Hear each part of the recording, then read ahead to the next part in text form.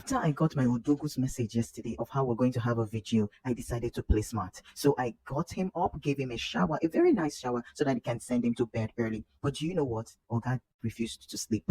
I gave him food and waited for him to sleep. Oga looked me in the eyes and said, Madam, this night there is no sleep. I told you about it before.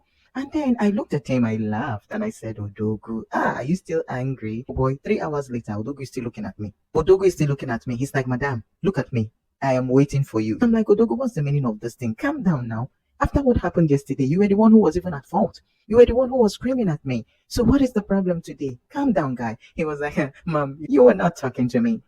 1 more hour later, here I am, still waiting for Dogo to go to bed. He kept on watching me. He said to me, Since you said I will not sleep, you will also not sleep. I was like, Guy, what is the meaning of this? Are you really treating your mom in this way? Can you see my eyes? They are all swollen. No wonder I have eye bags already. He was like, you're not talking to me. The wheels and the bags go round and round. I'm like, Odogo, are you singing in the middle of the night? He's like, I need to keep myself awake.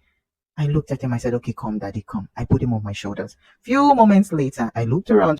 No way. Odugu was still awake. And then I said, come, boy, come. Let's talk about this. What is this that you are doing? Okay, fine. Let's come to a compromise, please. And then he said, okay, now I'm hungry. I think I'm ready to listen to you now. And then I said, okay, now that you are hungry, let me give you some food. And then you go to bed and I go to bed and we call it a day. And you're happy, I'm happy. Problem solved. No need to call any third party. No need to scream for your daddy. No need to scream for Treasure because they are both asleep right now. It's just the two of us. So let's do this. So you go to bed and I go to bed and we're happy. And he looked at me and he said, is that all you have to offer, madam? I'm like, oh my God, okay, I have something else to offer if you're willing to have it. And Odogo was like, not me, not me, not at all today. I told you we're having a video, madam. You wait for it. You just wait for it. I'm like, oh, Odogo, because you know, because you know, wanna calm down. Tomorrow, let's talk about this after sleeping. He's like, no way.